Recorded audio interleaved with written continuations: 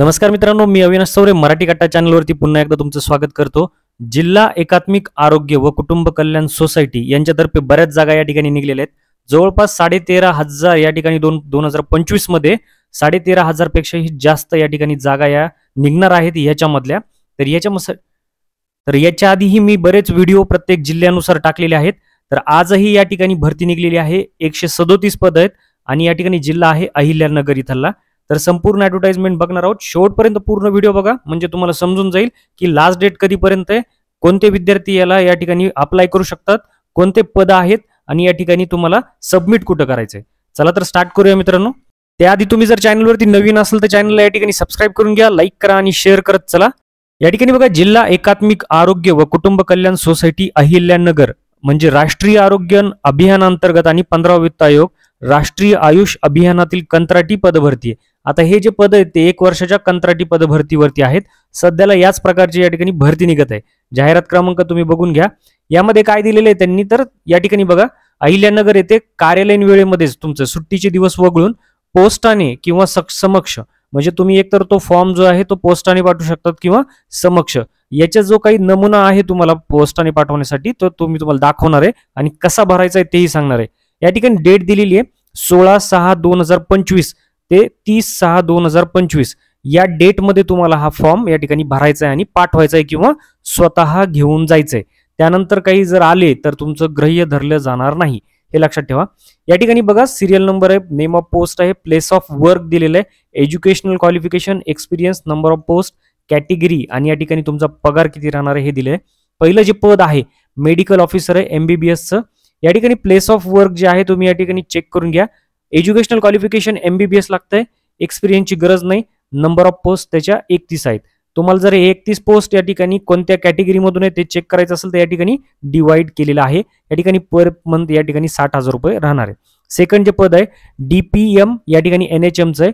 ZP ऑफिसला आहे any medical graduate with MPH MHA MBA in हेल्थमध्ये, ठीक आहे। या ठिकाणी एकच पद आहे आणि 35,000 पेमेंट राहणार आहे।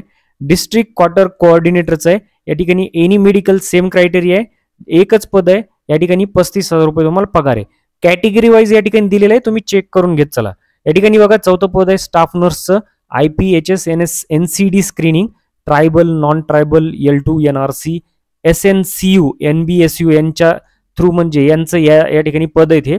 या ठिकाणी बघा, GNM BSc नर्सिंग लागतंय, 43 जागा आहेत, ठीक आहे। या सुद्धा खूप मोठ्या आहेत। या ठिकाणी डिवाइड केलेले आहेत, फिमेल असेल किंवा मेल लागत असतील तर ते या सगळ्यांचं या ठिकाणी डिस्क्रिप्शन दिलंय। 20,000 प्रति महिना तुम्हाला पगार राहणार आहे। त्यानंतर बघा, 5 नंबरचं जे पद आहे न्यूट्रिशनिस्टचे फीडिंग डेमॉन्स्ट्रेटरचं आहे। या ठिकाणी बघा, BSc होम सायन्स न्यूट्रिशन लागतंय, 1 वर्षाचा एक्सपिरियन्स मागतंय। याच्यामध्ये तुम्हाला 2 जागा आहेत आणि या ठिकाणी 20,000 रुपये पगार राहणार आहे। त्यानंतर बघा, नेम ऑफ पोस्ट दिले खाली RBSK प्रोग्राम टू कोऑर्डिनेटर, ठीक आहे। या ठिकाणी MSW लागतंय, MA इन सोशल सायन्स, ठीक आहे। दोन्हीपैकी एक पाहिजे, 2 वर्षाचा एक्सपिरियन्स, एकच पोस्ट आहे, 20,000 पगार आहे। या ठिकाणी अकाउंटंटचं सुद्धा या ठिकाणी दिलेलं आहे, BCom विथ टॅली सर्टिफिकेशन दिलंय, 3 पद आहेत आणि 18,000 रुपये तुम्हाला पगार राहणार आहे। यानंतर बघा, फॅसिलिटी मॅनेजर दिलेला आहे, BE electronics telecommunication IT computer BSc IT computer science और diploma electronics telecommunication IT computer. तर या ब्रँचमधून जर तुमचं झालेलं असेल आणि त्यासोबत तुमच्याकडे 1 वर्षाचा एक्सपिरियन्स पाहिजे, एकच जागा आहे आणि 17,000 रुपये तुम्हाला पगार राहणार आहे। तर टोटल या ठिकाणी बघा, त्याच्या अंतर्गत 83 पदं होते। आता या ठिकाणी बघा, 15वा वित्त आयोग यांच्या अंतर्गत ते बाकीचे पद आहेत। या ठिकाणी फर्स्ट पद आहे त्याच्यामध्ये मेडिकल ऑफिसर, 5th या ठिकाणी UHWC MBBS BAMS लागतंय। जर MBBS उमेदवार उपलब्ध नाही झाला तर BAMS या विद्यार्थ्याला घेतलं जाईल। नंबर ऑफ पोस्ट 12 आहेत, डिवाइड केलेले आहे। या ठिकाणी MBBS वाल्यांना 60,000 आणि जे BAMS वाले त्यांना 40,000 पर्यंत पगार राहणार आहे।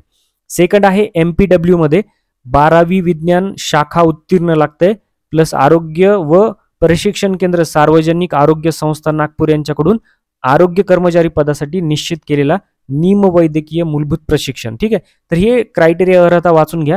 23 पद आहेत, डिवाइड केलेले आहेत, 18,000 रुपये तुम्हाला पगार राहणार आहे। या ठिकाणी 3 नंबरचं पद आहे स्टाफ नर्स फिमेलसाठी UHWC GNM BSc नर्सिंग, 18 पद आहेत। या ठिकाणी 20,000 पगार राहणार आहे। तर हे टोटल 53 पद आहेत।